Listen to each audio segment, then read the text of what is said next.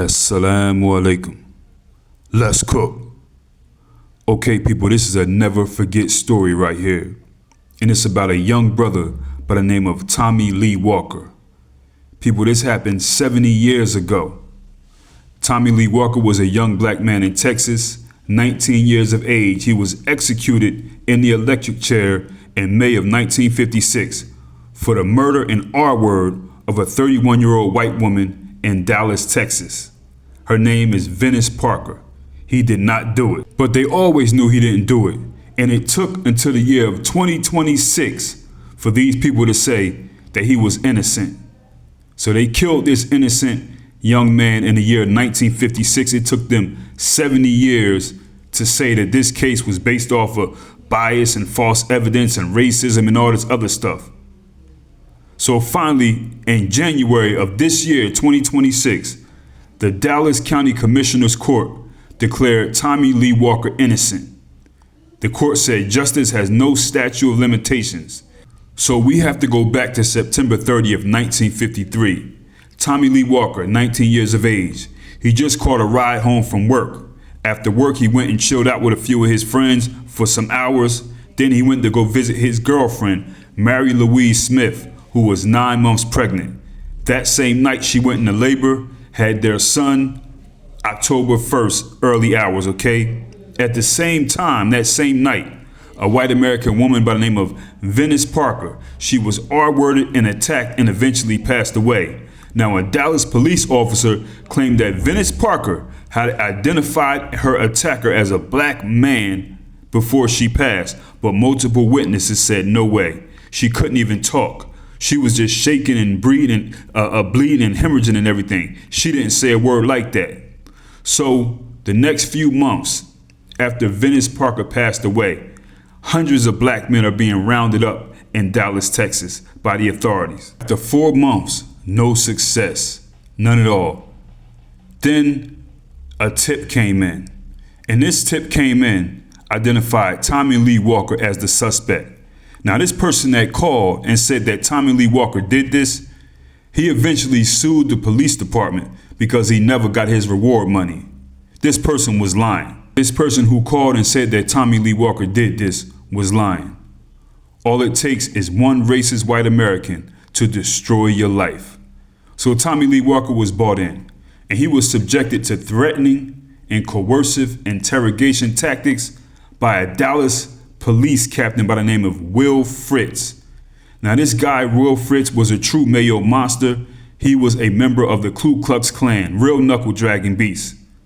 And Tommy Lee Walker later testified that he confessed to this killing because he was afraid for his life. He signed 2 written confessions. The first included factual inaccuracies that made it implausible, and the second was fixed by the police to fit the details of the crime.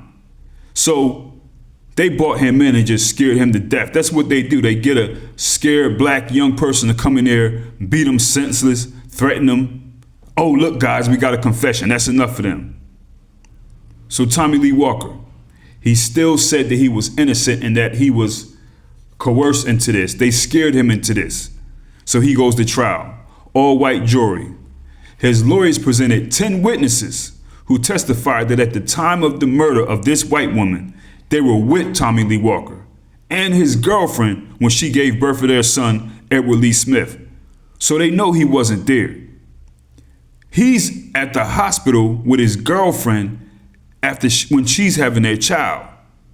But when the white community has their mind made up, they don't care, okay?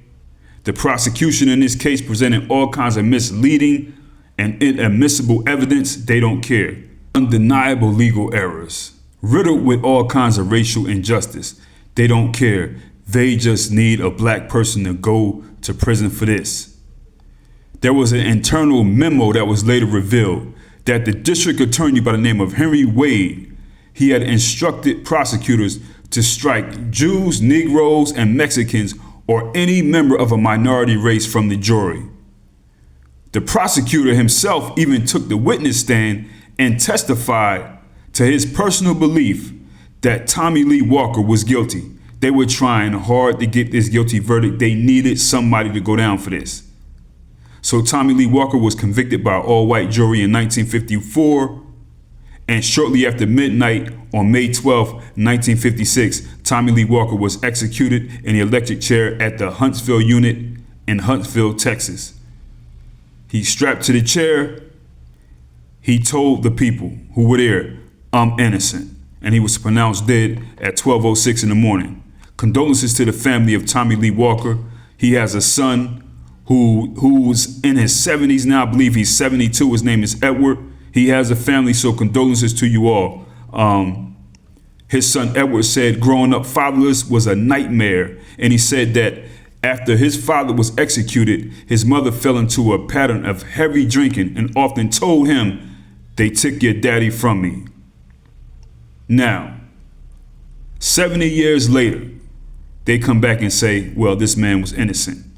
Well, how did this happen?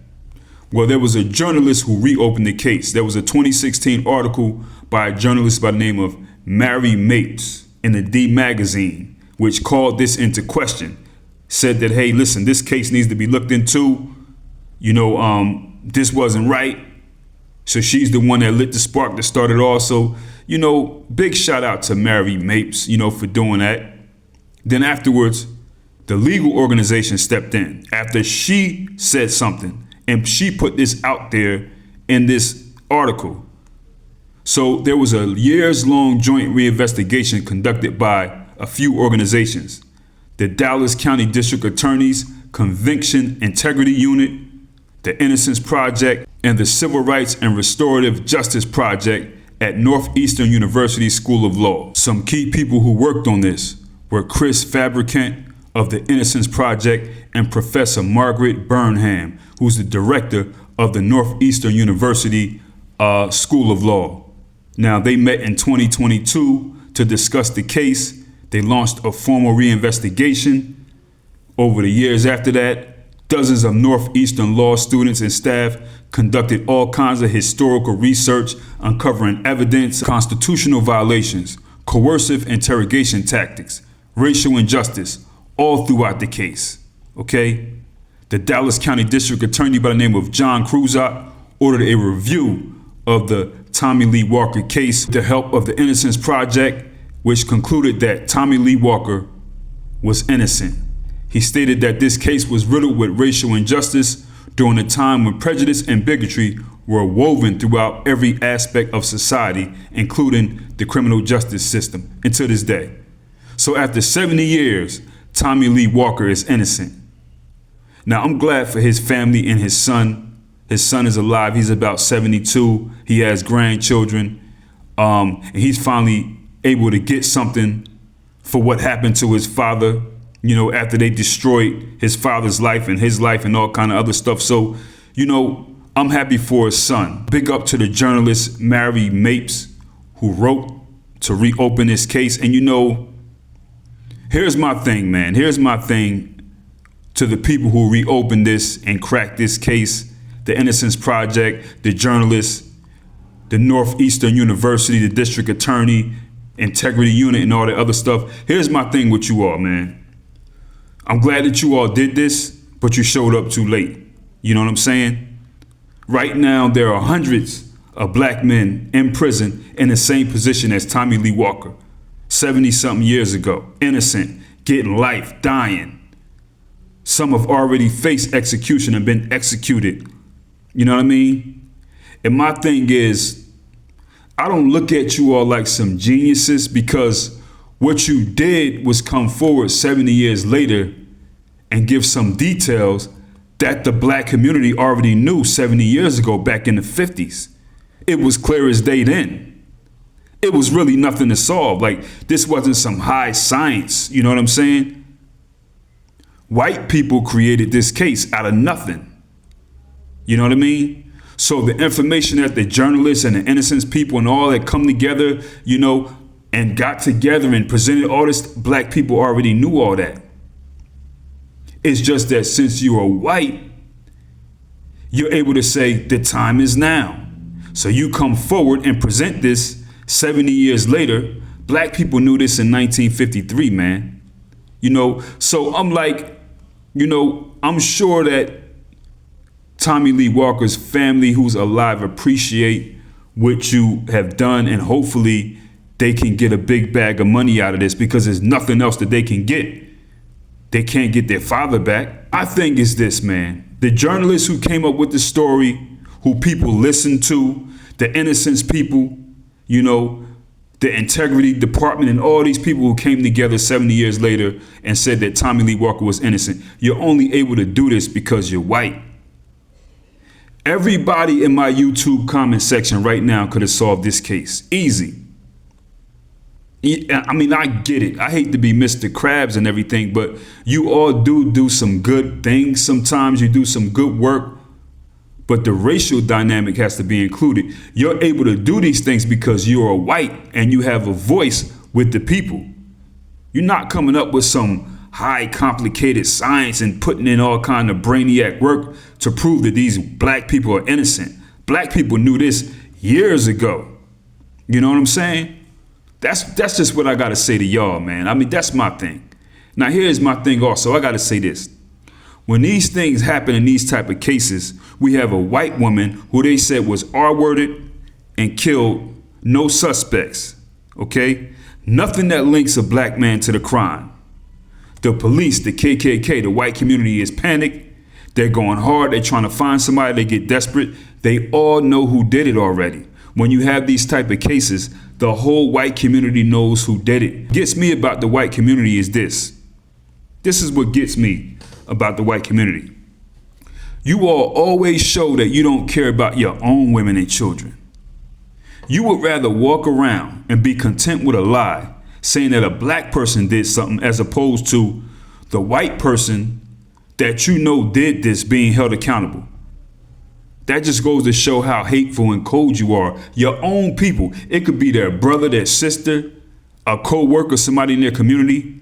They will settle for a lie as long as it's a black person. And they know that the evidence is presented. It just looks so stupid. They don't say, okay, well, we want the right person to go down for my peoples. They don't even care. Still doing that to this day. Chanel Lewis in New York. The whole white Italian community in Howard Beach knows who killed this Italian girl. But they're content with a special needs black man being in prison for the rest of his life. That's hate, yo. You have the Frederick Scott case in Missouri. They're saying that this special needs black man just killed 6 white people. They all know who did it. Now, let's just say the people who know who did it aren't relatives, but the relatives of these people, they have information. You all can't look at it and say, hold up now, this don't look right. We want the right person who did this to me, Ma, or whoever. You know what I'm saying? You don't even want the right person. You just content with having a black person. That goes to show how hateful you are and evil, man. Even the family of the victims. You don't even want justice for your own people. Any N-word to do. This is why people say white people do not care about children, not even their women. They know all the time in these situations who did these to these white women. They know a black man didn't do this. But they were content. Yo, we got one. So the Innocence people, I'm not trying to, I know you all do some good work as white people, but I need you all to do more.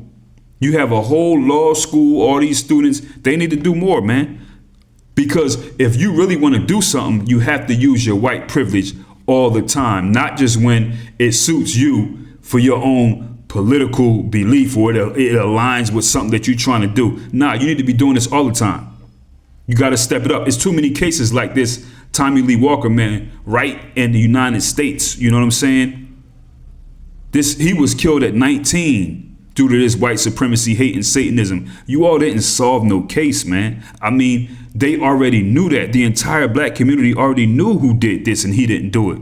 So when I see you all come in 70 years later, it's like, I don't really want to give you all no credit like that, man. I'm like, okay, are you white? I mean, you think if I wrote an article about this, you think they would have responded like they responded to that white lady? Nah.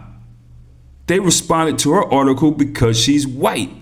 So you all are part of the problem too, man. Anyway, people easy.